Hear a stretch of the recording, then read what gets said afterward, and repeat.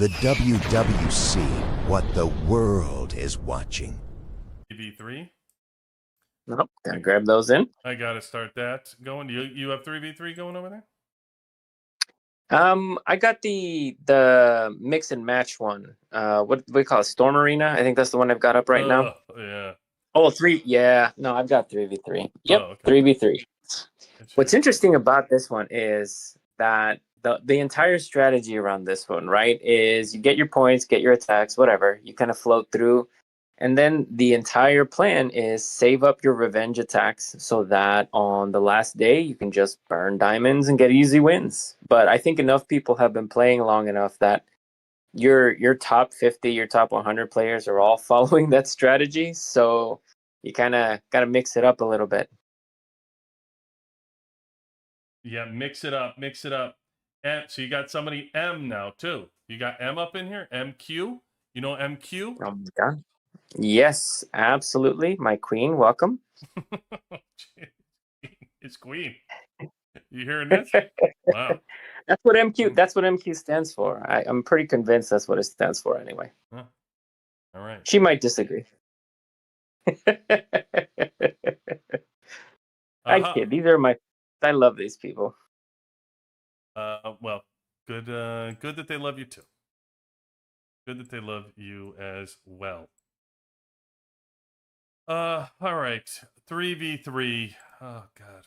It's I'll tell you though, I more like here we go again because it's such a tough trek through this grouping. But we shall make it. I do love 3v3. Ultimately, you know, from an event perspective, it stood the test of time.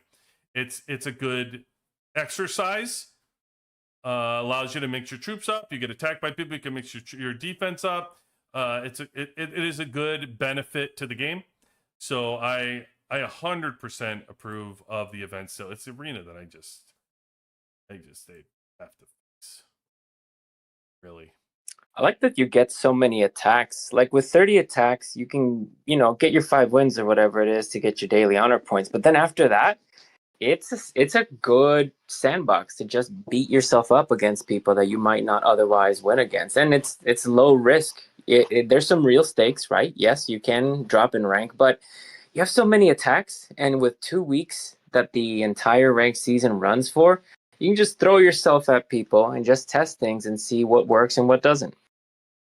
Yeah, listen, you have to you have to make the best out of the time that you have with 3v3 and use it to your advantage to test out and fight these people. Here's the thing that I've said over and over again over time. What this event really does is this event is a preview of the battlefield. The game has shown you this is the way you need to fight in the battlefield, and maybe you haven't gotten there yet. I know it's taken us to season 5, season 6 to get to that point of the game to really see it on the battlefield. But now it is 100% out there. When we are fighting, everybody's looking. Oh, who hit me? What did they hit me? Oh, I'm going to put my overlord over here. Then I'm going to switch my wall. I'm going to switch my teams. This is just common practice at this point. And the 3v3 has just trained us. We don't even realize it, right? We're like Pavlonian dogs now. It's like we just oh shit, I gotta counter that. You've just learned, you've played this so much that finally your teams start to become strong enough where you can actually do it. That was really the thing, is you could know it all along. If you have 2 shitty teams in your wall, if you only have a tank team and your missile and your air suck, you can know to the end of the earth and go, oh shit, they just attacked me with my air, let me use my missile. Oh, that's right, my missile sucks. There's nothing little you can do about it. Right? So it takes development of the game and actually getting your team strong enough to be able to do something about. And most of you aren't there yet, and that's fine. Just it's more seeing a preview of what will happen, and that's what I told you. Like it's really going to start to become, for a lot of people, as we move the next chapter of this game and we get stronger, that second team becomes so crucial for you. It's so critical to start using your resources and using them wisely as you raise up on your second team. Don't even pay attention to that third team. Say it over and over again. Going to be the same thing. You're not going to use it. Cyril, at this level, you're at the start of season 6. You're moving up in the world. Where are you with getting a second and third team? Yeah, so here's where I'm sitting. My second team is my clear workhorse because when I'm fighting SVS, when I'm doing Gold Vein, whatever, main team is on the wall, just keeping me in one piece. It's the second team that's going out and hitting players. I've gotten their exclusive weapons up. They're all exclusive weapon 10. And 10 is safe enough. It only sets me back 1 week, to get a hero from baseline to about 10. So it's not a huge investment of time to get 5 heroes set up, especially been playing almost 2 years. 5 weeks in the span of 2 years is not a huge investment. What it does is it allows me to focus on my biggest counter, the people that are most likely to get me.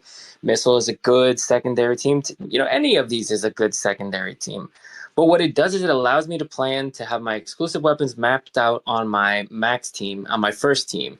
And close to season 7, I have to believe that even free to play casual players will have full 30 exclusive weapons on that primary team. And by then, all yellow blueprints will be done and you're just sitting waiting on reds. All of your skills will be done. Your exclusive weapons will be 30. You'll have enough skills so that when a new awakening for your main squad comes out, you'll be able to level up your new awakened skill up to max. So realistically, I'm getting to the point in the game where that second team is really putting in work and I'm seriously planning on, okay, when do I start giving them blueprints? When do I start giving them more exclusives? When do I start giving them even red gear, which, I mean, it's going to be a while before I think about using red prints on the second team. I think that's the true, that's just the case for everyone now, especially since they're kind of pacing how many red prints you get. But hey, maybe in season 7, they do what they did in season 6 and they just give out more red prints and continue to make them more accessible, especially since it seems like they've dialed back on the holiday events. So, I mean, I can only imagine that particularly going into next year, which for me would be finishing out year 2, going into year 3 of the game. Everyone at just about every spend level is going to be at the point where Team 2 investment is going to start mattering and start becoming a priority.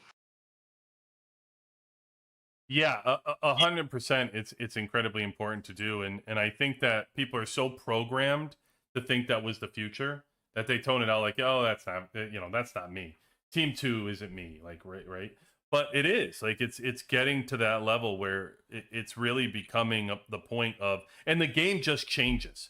Like the stuff that you're talking about when you can get a second team that's out there fighting because your first team is holding your base and you can actually fight. It's just a different game. It just becomes more fun to know that, hey, just because you're out there fighting doesn't mean your base has to get burned. You can actually protect it and fight at the same time. That's fun. Yeah, and I mean it's such a fun part of the game too. One of the things that I will record or sometimes I'll share with my alliance is I'll demonstrate how to juggle players and how to juggle enemies on your wall. And they say, look, I'm going to show you this battle report. This enemy has me beat by 5 million power. This one has me beat by 6 million. This one has me beat by 8 million, whatever it is. But they're still bouncing off my wall, and I show them what the hospital strategy is. I show them how I'm healing. I show them how I picked the tech that reduces the death rate, how I leveled up my wall, how I invested in defense fortification. It's like, look, the only thing I'm having to invest is healing time. It is 4 times cheaper, 4 times faster to heal a troop than it is to train it. It's always going to be a better investment to heal troops and to keep your troops alive than it is to have to train them raw from scratch.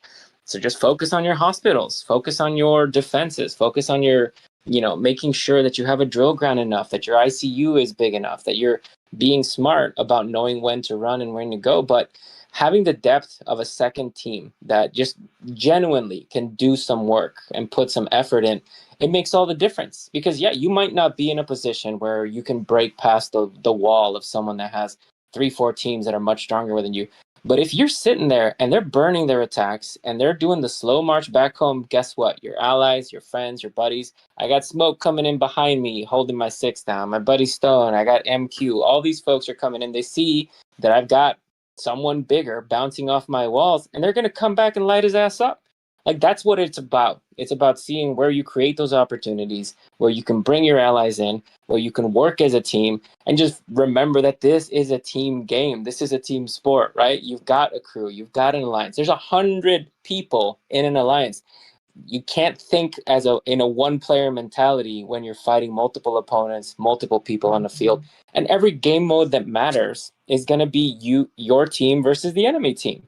No one does it alone. So it's really, really good to think and plan about what can I do to help my team? What can I do to be impactful? This past weekend, we had Gold Vein War, and out of all the different regions on the map, we completely held our building and completely held our own, despite the fact that we were grossly overpowered, grossly outnumbered.